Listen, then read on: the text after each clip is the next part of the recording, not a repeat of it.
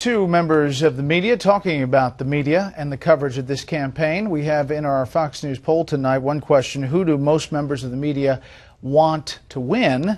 61% responded President Obama, 15% Governor Romney. We're back with the panel. Charles, thoughts? Well, look, the media have always had this liberal slant since, the earth cooled. But what's happened is that with Obama, it got completely out of hand. In 2008, the media were so much in the tank for Obama that they needed snorkels. Today, they're slightly less wild-eyed because he hasn't had exactly a stellar record, and all of that hope and change stuff and charisma and the rock star stuff is worn off.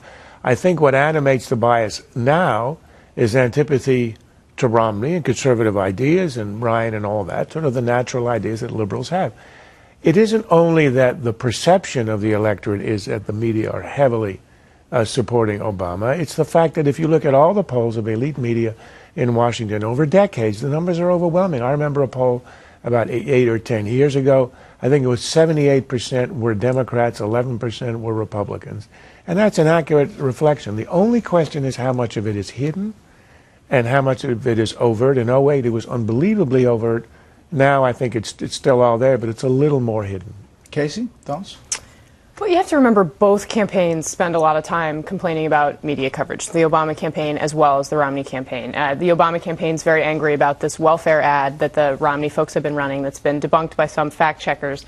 The Romney campaign, on the other hand, is very focused on the fact that they think that the media is not looking at the big picture in a lot of instances.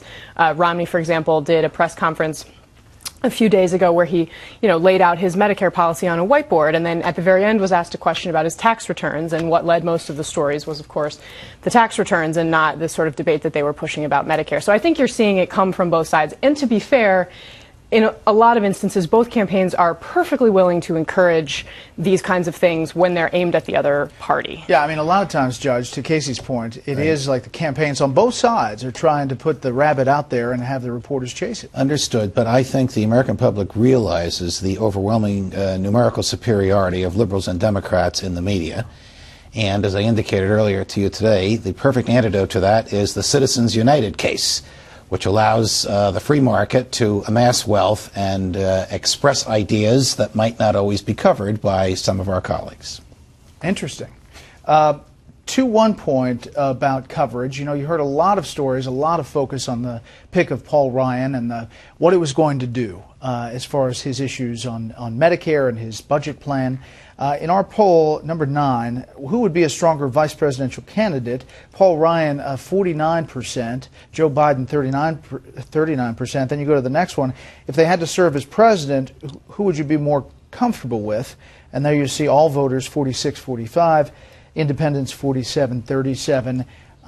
Charles, on the Medicare issue, actually the Romney-Ryan ticket is only 2 points down in this poll on that issue. So that would be against the conventional wisdom and reporting that we've seen. When you consider that Democrats have owned the Medicare issue ever since it was enacted in the mid-60s, the fact that they're now roughly tied, I think, is a victory for the Republicans. And it has the added effect of once the Democrats have to talk about Medicare, the counterattack from Republicans is that Obamacare steals from the trust fund.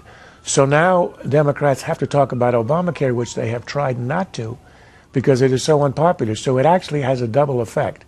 And I think if Ryan succeeds in at least neutralizing the Medicare issue, which I think he easily can, then what you have to go is the default issue, which is the American economy, and that's a loser for Obama. Most important speech at the RNC convention?